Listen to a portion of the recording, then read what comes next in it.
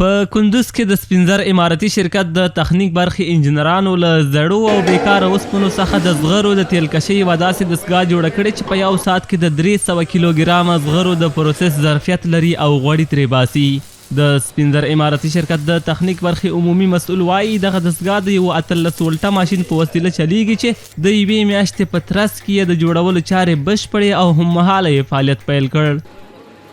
ما تصمیم گرفتیم ماشین جور کنیم که ساخت خود اسپینزر از امکانات موجود و هیچ چیزش از بیرون نامده که ما صبح اگر عوارض کنه احتیاجی بیرون باشیم.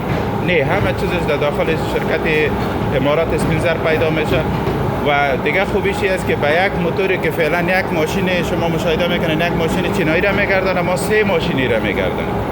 در فی ساعت هر کدام 100 کیلو که 300 کیلو پروسس ازیاست که میتونه پروسس کنه و خوبی دویمشی که ظرفیت کارگر اگر کم کار است و جنجالش کم است خودش از پایین میتونن بالا کنه ببره، کنجارش خودش انتقال میتاده و بغل سیار جور کردیم. د کندوز ولایت د سپینزر اماراتي شرکت مالی او اداري رئیس عبدالمبین صافی د خپلو تولیداتو په اړه وایي چې د هرې برخې تولیدات یې د هیواد په بازارونو کې سیالي کوي او په لوړ کیفیت تولیدیږي. د نوموړي په خبره د دې دستګاه له فعاله کېدو سره به د برېښنا لګښتونه راکم او د تولید کچه به زیاته شي. با یک موتور فعلا 3 دستگاه تولید روغن زغری ما میچله که در کاهش مصارف مثلا به ما بسیار زیاد کمک میکنه و ما میتونیم با کیفیت بسیار بلند.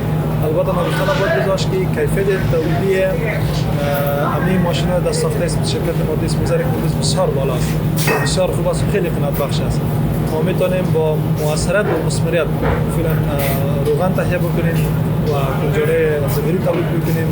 به خاطر آذوقه مواشی روغن زغر بسیار با کیفیت و بسیار با قیمت بلند که موضوع موثریت و مثمریت اینجا جایگاه خاص خود می داشته باشند تولید کنیم. الحمدلله موفق شدیم. شما خودش شاهد صدای رسمی کار ماشینری بودیم. د سپینزر اماراتي شرکت د تولید برخې کارکونکي وایي د غوړیو، صابون، شامپو، بیلابیلو کاغذونو او کنجاړې په ګډون دا مهال 12 ډوله تولیدات لري. دوی زیاتوي چې هڅه کوي ژر تر ژره یو شمېر نورې تولیدي برخې هم فعاله او پراختیا ورکړي څو لږ تر لږه د کندوز ولایت اړتیاوې پوره کړي.